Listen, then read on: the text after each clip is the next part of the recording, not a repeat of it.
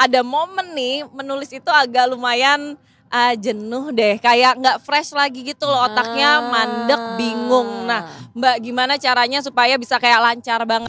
Itu buat mereka wow banget sih dengan, waduh, pertama mungkin kangen sama Semesta Supernova, pengen ketemu karakternya, taunya mereka dipertemukan lagi dan ada penulisnya ikutan ngumpul di situ gitu. Jadi banyak hal yang cukup unik sebetulnya di dalam Tanpa Rencana. Aduh luar biasa Mbak De, banget. setelah Tanpa Rencana ini apakah ada rencana lagi lain, nextnya lagi? Ada rencana. Nah, sekarang kita udah masuk ke Sunset Talk. Yes. Dan ya kali ini kan? sunsetnya spesial. Spesial. Karena mataharinya ada dua. Satu matahari yang bersinar, satu matahari yang bersinar melalui karya-karya. Luar Sedap biasa. banget. Pak Afif. Aduh, Wow, deg-degan ya? Enggak, dari tadi deg-degan. Soalnya dia udah dari tadi datang udah deg-degan Dari kemarin masalahnya. sore pas kasih tahu bintang tamunya Iya, ini iya, kayak, iya. Udah kayak, oke. aduh pusing lagi. Gitu kan? Ketemu Dewa langsung raja terakhir nih. Iya kan, makanya kita kayaknya ada tikers penasaran Yes. siapakah orangnya. Langsung aja di ya sebelah kita perkenalkan. Ada Mbak Del Lestari. Halo Mbak. Hai, apa kabar Bocut, Mbak? Terima kasih sekali sudah mengundang saya kemari. Aduh, kita yang makasih Mbak Kita yang didatangin makasih kesini, udah Mbak. datang. Ya Ih, ampun. aduh, starstruck begini emang. nih. Tenang aja Pak, kakinya boleh ya? Iya. Dari tadi pak. Hampir robek loh celananya tuh. Wow. Iya sampai robek loh. Aduh, Saya bisa laser ya. dengan tatapan saya. Dengan kata-kata yang tajam. Wih. Mbak, kita udah megang nih buku terbaru setelah vakum 3 tahun ya Mbak ya? 2000 ya bisa dibilang 3 demikian, tahun ya. 3 tahun. Ada buku barunya Tanpa Rencana. Ya. Enggak, tapi kehook banget sama judulnya Tanpa Nah Rencana. itu dia. Kenapa harus Tanpa Rencana Mbak? Ada apa di balik Tanpa Rencana ini? Karena memang proses kreatifnya itu tanpa rencana. Artinya begini, cerita-cerita di dalam Tanpa Rencana itu hampir semuanya dibuat spontan. Jadi tidak ada perencanaan. Saya kadang-kadang buka laptop tanpa tahu mau nulis apa. Jadi menjemput dan berserah kepada inspirasi yang datang, yang lewat, perasaan yang muncul, itulah yang kemudian menjadi bahan tulisan saya saat itu gitu.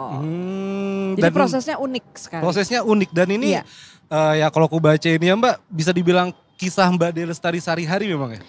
Sebagian besar iya, walaupun nggak semuanya, tapi ada yang seperti itu. Bahkan sayanya masuk ke dalam cerita gitu. Jadi saya menjadi karakter di dalam cerita.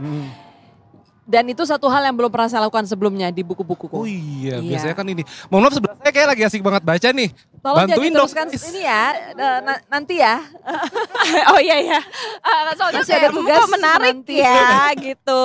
Tapi ini sebenarnya ceritanya tuh berarti tentang Mbak Di Lestari sendiri kebanyakan di situ. Enggak juga. Mungkin hanya berapa ya? 3 atau 4 barangkali ya yang memang betul datang dari keseharian saya ataupun orang yang baca akan tahu bahwa itu adalah perenungan saya pribadi. Tapi banyak juga cerita-cerita yang memang sebagaimana cerita fiksi pada umumnya ada karakter, alur cerita dan drama dan sebagainya gitu loh. Berarti saling berkesinambungan dong ceritanya di dalam buku ini? Terpisah-pisah. Oh, Jadi terpisah-pisah, 18 ini terpisah-pisah, ada yang formatnya cerita sedikit panjang, ada yang pendek, ada prosa liris, ada semi-semi puisi gitu ya. Jadi macam-macam formatnya.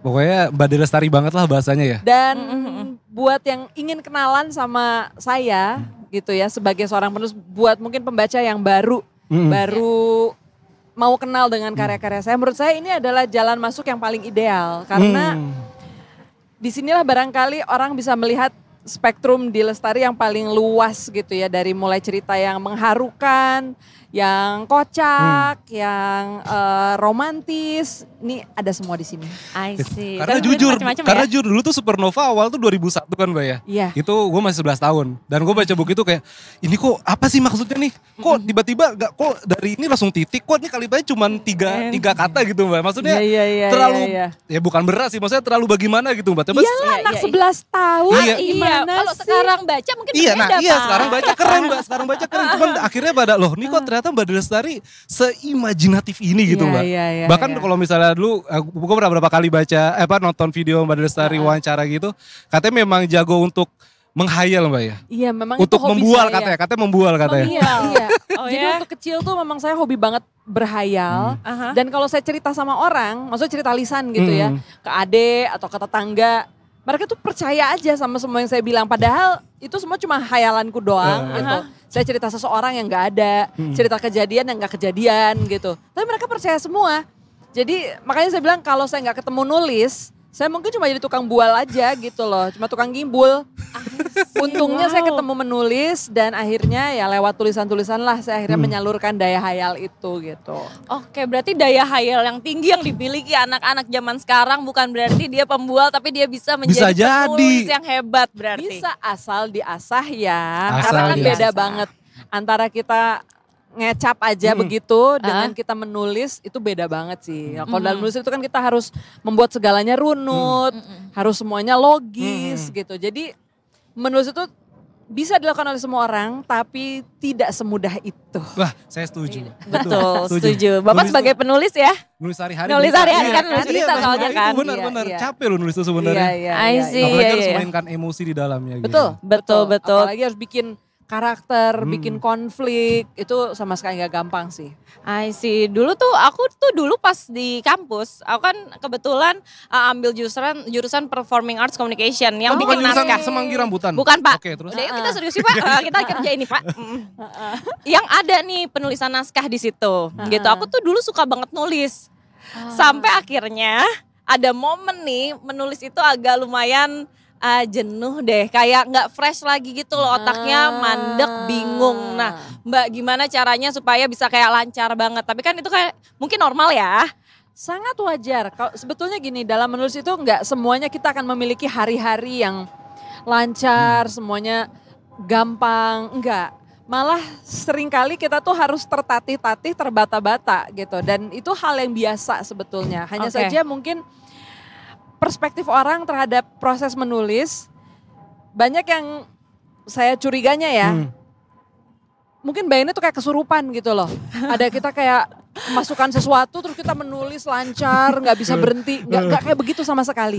Ya, kita tuh nulis bener-bener setiap kalimat kita pikirin, setiap kata yang mau kita pakai itu kita seleksi betul-betul. Jadi prosesnya sangat, ya saya bilang tadi tertatih-tatih sebetulnya gitu. Tapi kalau kita sering lakukan itu, lama-lama kan kayak otot ya. Nulis itu kayak otot sebetulnya. Kita nggak bisa kekar dalam semalam. Kita harus latih dia sedikit-sedikit dan semakin sering kita pakai, akan semakin luwes, akan semakin lentur, akan semakin kuat gitu loh. Stamina kita juga jadinya makin manjang. Nah, untuk itu memang harus jam terbang harus diasah karena nggak ada jalan pintasnya. Aku wartawan sur aku ada Mbak di sini, dia pernah bilang kalau nulis itu tiba-tiba stop, itu bakal hilang ilmunya. Berarti bener Mbak ya? Kalau misalnya biasa nulis, terus karena mungkin dia sekarang jabatannya udah gak reporter lagi gitu, udah gak nulis, udah misalnya ngurusin yang lain gitu. Tapi dia tetap mau nulis Mbak, karena dia bilang gitu, wah kalau nulis ntar hilang ilmunya. Betul, Iya. betul, Ya kayak otot nggak dipakai Iya. kan lama-lama menciut ya. Iya, kendor ya. Benar. Gitu. Iya lagi, sekarang kalau disuruh nulis udah gak bisa lagi, udah 11 tahun yang lalu.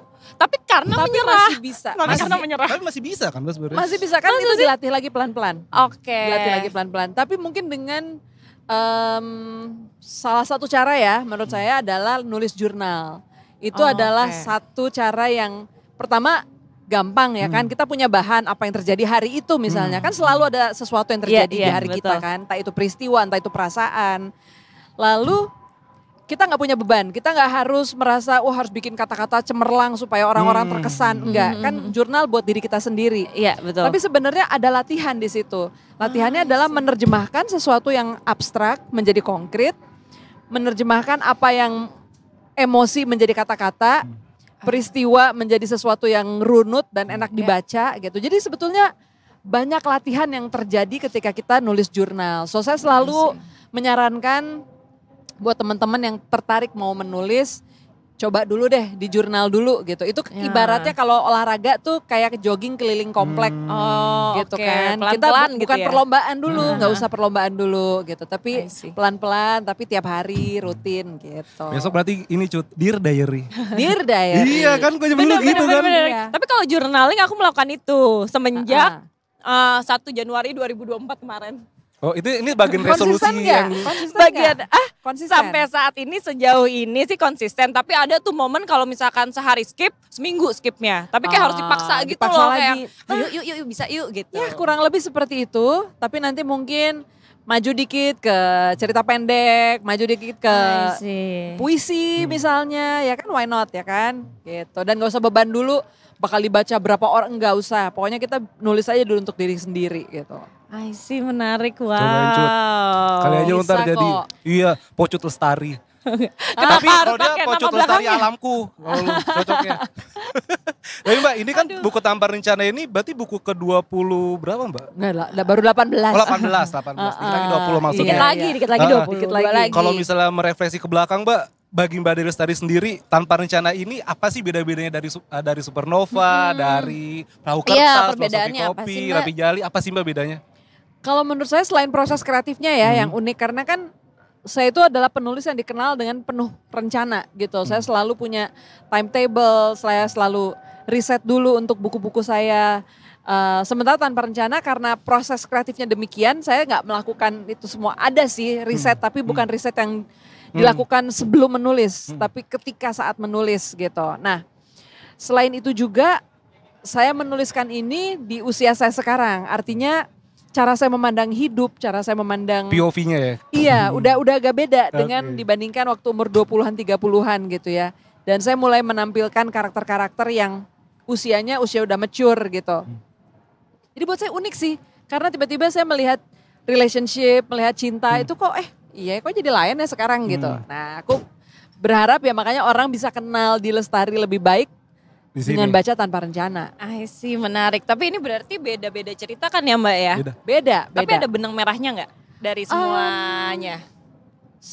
Benang merahnya saya yang nulis kali ya. Oh betul, benang merahnya yang nulis satu. Iya, benar. Karena kalau dari sisi jalinan cerita sebenarnya tidak, walaupun barangkali orang yang baca akan merasa oh ada beberapa tema yang berulang gitu ya, misalnya kehilangan. Ya. Itu ada beberapa kali yang temanya seperti itu, tapi itu bukan sesuatu yang dipaksakan ataupun didesain untuk menjadi benang merah dari semua cerita ini. Lagi-lagi karena spontan, saya biarkan saja apa yang lewat gitu loh. Gitu. Tadi dia pengen banget nih, Apa? pas ngomong spontan dia pengen uhui kan. Pengen Uhuy, ya, iya. banyak yang gitu kok. Kayak gitu emang. Iya zaman sekarang sekarang. semuanya emang lagi Dikit-dikit, gitu iya, tuh. Kota Duhuy. Mbak De, tapi kalau tadi Mbak De bilang Tanpa Rencana ini adalah buku yang tepat untuk mengenal Mbak De yang belum kenal begitu. Iya. Iya, Nah iya. kalau yang udah kenal Mbak De Lestari, yang udah tahu gaya bahasanya, Iya. mungkin Mbak De bisa kasih prediksi orang-orang bakal kaget atau justru, Kira-kira. ini kayaknya tantangan baru nih gue untuk Iya. baca buku Iya, iya. Lestari Tetap gimana ada Mbak? kejutan sih, karena barangkali mereka belum mengenal semua sisi saya kan, gitu kan. Dan mereka juga mungkin ada, misalnya nih pembaca Supernova. Di Tanpa Rencana nih ada cerita yang semua karakter Supernova ngumpul. Ada bocorannya nih. Wow, menarik. Dan sayanya ikut ngumpul juga di situ. Jadi itu sih yang bikin ya setidaknya ya dari yang IG story atau apa yang tag saya jadi tahu kan komentar mereka. Itu buat mereka wow banget sih dengan waduh, pertama mungkin kangen sama Iya. Semesta Supernova, pengen ketemu karakternya, taunya mereka dipertemukan lagi dan ada penulisnya ikutan ngumpul di situ gitu. Jadi banyak hal yang cukup unik sebetulnya di dalam Tanpa Rencana. Menarik ya. Iya. Udah baca halaman berapa Bu? Apalagi cari-cari nih. Udah nih, sampai tanpa banyak pilihan. Jangan buka ntar ketahuan. Oh iya benar-benar, kan gak kelihatan Oh, juga. Oh, nggak Soalnya menarik banget gitu loh, dari judul-judulnya tuh menarik-menarik banget. Kayak di otak gue dari tadi adalah kayaknya relate nih ya, kayaknya relate Ya, nih ada gitu. juga cerita yang saya tulis waktu lagi macet, lagi kena macet di Tebet. Terus akhirnya lahirlah jadi tulisan judulnya tentang Jakarta. Oke. Karena di situ jadi perenungannya mungkin ngelihat kayak gini ya, ngelihat suasana Jakarta. Ini Jakarta ini sebenarnya gimana sih Oh, hubungan wow. emosional saya dengan Jakarta. Aku juga nyari nafkah di sini kan dari belasan tahun ya, dari nyanyi apa segala macam gitu. Terus ya itu tadi jadi banyak hal-hal yang spontan lahir begitu saja, lagi di kemacetan, aku lagi merayakan satu suro di Solo, bikin juga ada cerita di sini gitu. Saya pergi ke Jayapura, lalu pulang membawa cerita juga. Jadi kemana-mana tuh kayak selalu siap untuk menulis dimanapun kapanpun gitu. Sih menarik nih yang Jayapura pasti judulnya Asam Garam. Ya, Iya, udah baca. iya asam garam. Duluan sih. Asam garam. Udah gak sabar Pak, boleh gak saya dikit? Kan boleh. Bapak lagi ngobrol Iya, kan. iya, ntar beres setengah aja dia nih. Karena ada gabutnya nih sambil baca. Dikira di toko buku kalau zaman dulu kan. Tapi Mbak suka gak zaman dulu pas kecil di toko buku baca? Kan biasanya orang-orang gitu kan. Oh iya, ya dulu kan nggak punya duit ya, nggak selalu punya duit kan. Jadi kadang-kadang ke toko buku ngelanjutin misalnya baca 10 halaman, nanti besoknya datang lagi baca sampai halaman ke-20, besokannya lagi halaman 30, tau sampai tamat aja kan gitu. Jongkok gitu kan terus biar gak kelihatan, biar lama atau di pojok nyari yang jarang dilewatin sama karyawan gitu. Iya sih, lo juga gak? Iya sama. Iya kan, Heeh. sama. Kan? Dan enak sih kalau misal ke toko buku tuh aroma bukunya. Iya bener. Isinya Iya, daging iya, semua iya. lah pokoknya. Daging semua, betul. Dan ketika itulah justru waktu saya mungkin umur berapa ya? 9 tahun, 10 tahun. Aku ke toko buku dan di situ pertama kali menghayal satu hari nanti aku akan lihat bukuku dijual di rak toko. Wow, Gitu. ternyata itu Iya. betul terjadi Dan adanya. kejadian. Makanya kemudian nerbitin Supernova. Karena itu hadiah ulang tahun untuk diriku Oh sendiri. iya. Dan ya udah ingin memenuhi hayalan si Dewi kecil itu aja.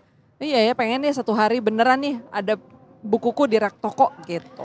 I see, oke. Jadi nih berarti tanpa rencana ini adalah apa nih Mbak kalau bisa buat detikers nih yang mau beli buku ini nih. Seperti apa sih buku tanpa rencana ini Mbak?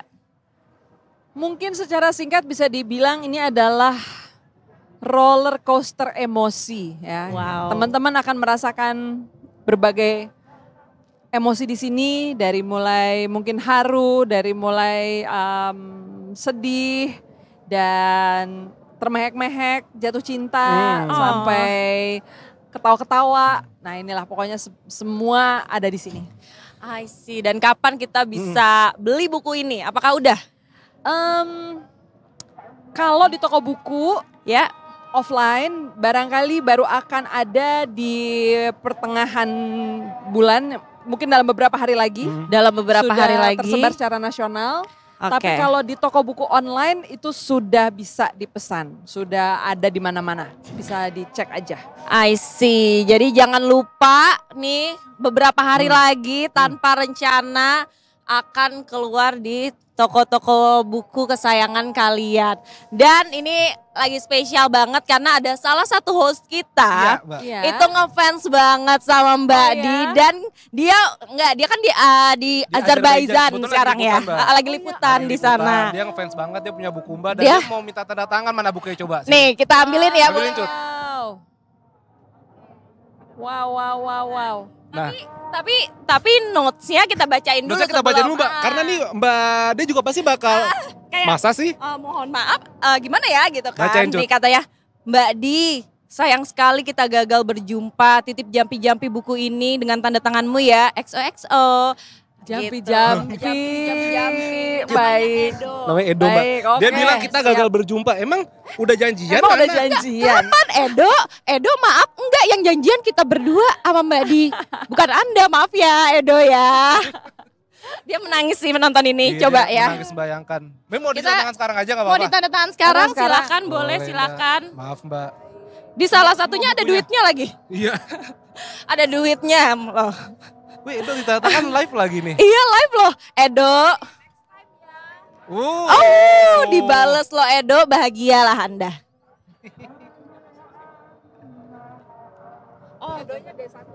D1 ya? Edo. D1 dia. Gemas. Ini apa perlu nama panjangnya dia? Nggak usah, Oh, nggak kayaknya di Simorangkir siapa gitu panjang namanya. Iya, Eduardus Edu, iya, Simorangkir nggak usah apa-apa. Jangan namanya. panjang-panjang.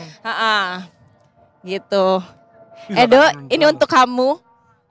Besok traktir kita kopi ya, kan besok udah balik ke sini. Iya. Nih. Besok udah pulang gitu. Dia pembaca setia banget, Mbak, gitu. Aroma Jadi Karsa. sebenarnya dia sedih. Ya kan? Nggak ada karena harusnya bisa dia nih di sini nih. Iya. Namun mengapa jadi Afif yang sama juga ngefansnya? Inilah rezeki nggak kemana datangnya. Betul. Ini rezeki nggak kemana. Mbak Punten itu ada nama panjangnya di situ, Eduardo Hasian Simorangkir. Iya. Mohon maaf Edo panjang. Apa, Dok? Berat tanganin juga. Udah ditanda tangan ya Dok ya. Live lagi Dok. Buku yang baru boleh kita minta tanda tangan ya Mbak ya. Yang itu udah. Oh yang itu udah. Yang Belum baru. dibuka. Kita buka ya, boleh di unboxing ya. Kita unboxing, aduh deg-degan.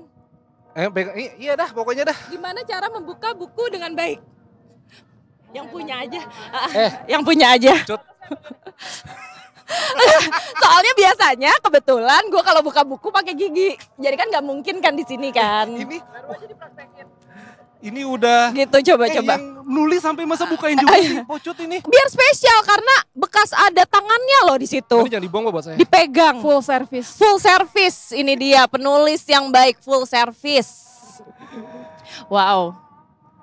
Mbak makasih loh Mbak. Mbak, makasih ya Mbak. Aduh. Mbak, kita terharu. Ini Terharu. Terima kasih. Makasih. Saking gemesnya jepitan gue sampai ada yang enggak kalau copot dari tadi. udah terbang lagi jauh. Terbang. Biarkanlah. Biarkanlah ya. Aduh luar biasa Mbak Des, banget. setelah tanpa rencana ini Iya. apakah ada rencana lagi lain Iya. nextnya lagi? Dengan Abis ini rencana akan balik ke novel sih. Kok balik ke novel? Balik ke novel dan sepertinya bulan Januari ini sudah mulai akan menulis yang baru. Jadi dinantikan saja akan menulis lanjutan Aroma Karsa. Ini nih buku ini iya, Aroma iya, Karsa. iya. Ini akan ada lanjutannya dan itu yang akan saya tulis. Mudah-mudahan kalau tepat waktu ya 2025 bisa rilis. Selesai. I see. Doakan ya. Amin, Iya, iya. amin, Nanti amin, datang amin. ke sini lagi ya Mbak ya kalau udah rilis dong. ya. Mau banget, Oke. mau banget. Hihi. Ditekin ya, hostnya gue. Ya, mau gue. Sama lo ya kan? Ntar Edo nonton aja dari situ. Edo nonton aja dari situ, ha. Ya terus ditahan-tahan. Harusnya gue. Dia menangis sih di situ di pojokan. Bisa-bisanya kalian berdua. Aduh, baik. Seru banget ngobrol-ngobrolnya. Oh, terakhir nih, ada nggak tips and trick untuk memulai setelah membaca buku ini? Kan tadi untuk pertama nih boleh nih memulai dari Tanpa Tanpa Rencana. Setelah itu apa yang mesti dibaca Mbak? Dari buku yang Mbak Di. Saya rasa kalau udah membaca Tanpa Rencana ada baiknya mulai baca novel saya ya. Bisa coba ke Aroma Karsa.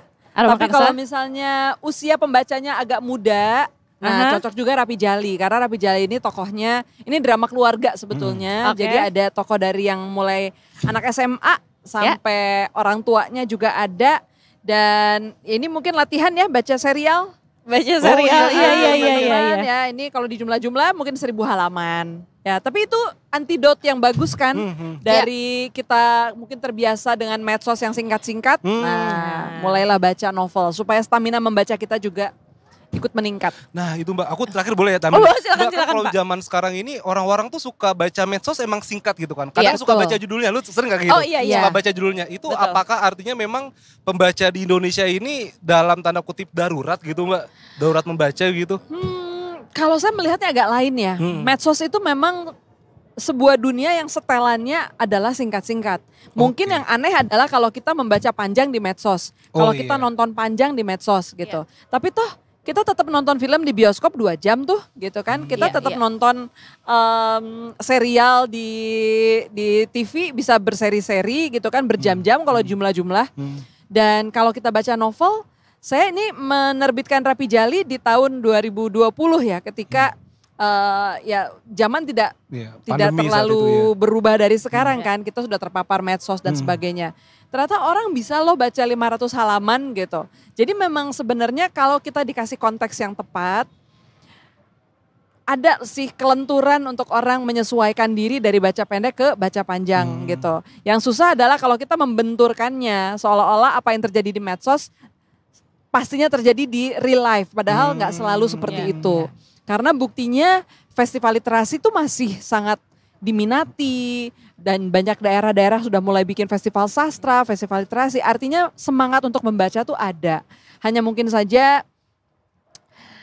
prioritas untuk kita melakukannya lah yang sering sekali terdistraksi oleh si hal-hal singkat yang muncul di media sosial gitu. Jadi ya prioritaskanlah membaca, prioritaskanlah menulis karena inilah yang akan membuat kita menjadi manusia berkualitas sebetulnya. Kalau kita pandai menggunakan bahasa, kita pandai berkomunikasi gitu dan itu semuanya bisa dipertajam lewat menulis dan membaca.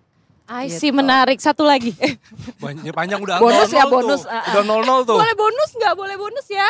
Bonus ya, penasaran aja, ini penasaran. Mbak Adi kan di sini punya anak-anak yang Mbak Adi berarti suka baca juga dong. Lumayan. Gimana caranya nih buat detikers nih? Gimana caranya supaya anak-anak nih kan harus mulai baca dari dini? Gimana tuh Iya. caranya sejauh ini? Kalau Mbak? dari kecil memang mereka harus belajar dari mencontoh. Oke. Itu terbaik buat anak kecil adalah belajar dari mencontoh. Gitu. Kita nggak bisa bilang ayo baca, nggak. Kita Iya. harus yang membaca dan mereka melihat bahwa kita membaca gitu. Iya. Dan kemudian melibatkan mereka dalam aktivitas membaca. Jadi saya memang kalau dari kecil selalu sebelum tidur saya ajak anak-anak saya membaca, saya bacakan cerita dan saya bikin akses buku itu semudah mungkin. Artinya mereka bisa ngambil sendiri, Iya. bikinlah mungkin rak buku yang rendah ya, yang mereka bisa gampang ambil buku. Kedua, jadikan itu kayak happy place mereka, pergi ke toko buku. Jadi semua itu datang dari bagaimana kita membingkai habit membaca dan buku itu menjadi sesuatu yang menyenangkan, mereka jadi terbiasa dan itu akhirnya menjadi bagian dari kultur keluarga gitu. Kalau sudah dibuat sedemikian rupa dari dini, ya gedenya udah gampang karena kan gede mereka udah dituntut ya dari Iya. sekolah, dari mana untuk harus baca gitu. I see, menarik. Oke, akan kita coba ya. Mudah-mudahan membantu ya. Iya, Ya. Oke. Wow. Banyak banget ilmunya hari ini nih. Banyak banget, daging semua luar Iya. biasa. Terima kasih banyak. Terima kasih banyak. Tapi kita Sama-sama. ada Mas satu Dari. permintaan, boleh nggak? Apa tuh? Udah terakhir permintaan. Ada permintaan. Bikinin puisi dong Kak buat detik sore. Aduh. Tuh siapa tuh yang minta gitu kan. Langsung loh sat-set puisi. Sat-set. Oke.